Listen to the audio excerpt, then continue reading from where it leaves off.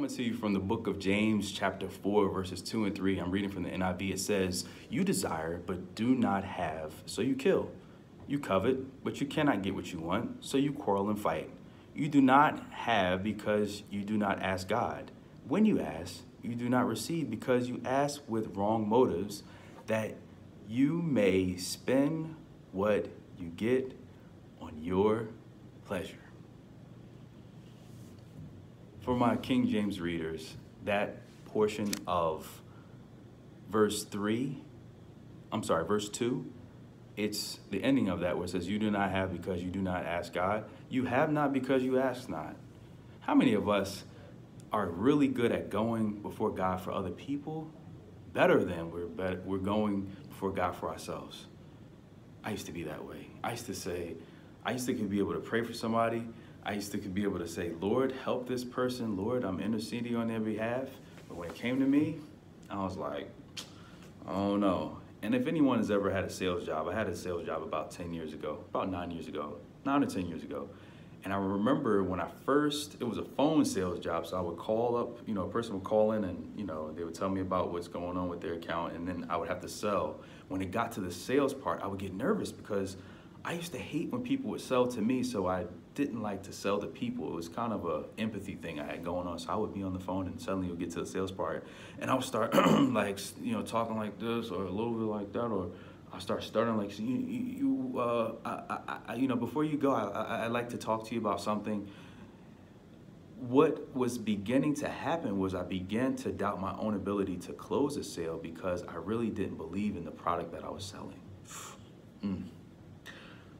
Ponder that for a minute, because a lot of us may feel as though we're not worthy or that we don't believe that God is going to do what it is that he wants us to do. So when we ask him, we're asking with the presumption that he's going to say no. So when you ask with the presumption that someone's going to say no, if you ask somebody something and you're like, I don't know if they're going to say yes, what does that sound like?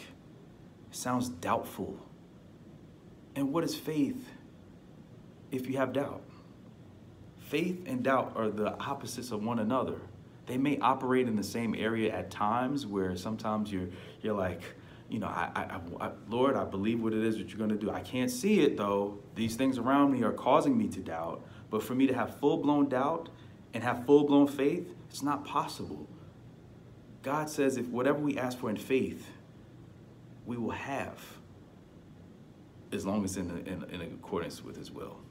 We add that in there. So we have not, a lot of the times in our lives, we have not because we just don't ask. We don't feel like we're worthy. We don't feel like, based upon where we've come from, what we look like, who we are around, whatever we've done in our lives, etc., position in life, wherever, social class, social status, personality type, I don't feel like God will bless me because of X, Y, Z. We make excuses for the Lord when there's no excuses that can be made for him. He is the author. He's the creator of everything. Everything in the world is his. Why not ask him? You think he's going to say no? When you ask, does your asking sound like a no? You're asking for something that you don't believe that you really deserve. So when you ask, it sounds like doubt. The more we can get rid of the doubt in our lives, the more we can have the faith to believe in God to give us what it is that we're supposed to have, what it is that he's trying to give us. He's trying to give us a lot of these things, but we're like, I'm not going to ask him. Think about when you wanted something from your parents. You asked with confidence. You had everything. You're like, hey, I got the plan. Hey, in case they say no, I got a way to try to work around it. What happens when we ask God? Why is it different now? Why are we changing up our approach? It's because our trust level is low. And it happens, especially when life is punching us in the face. But it's time for us to increase our faith and trust and know that he knows what's best for us, and he'll give us the desires of our hearts as we delight ourselves in him.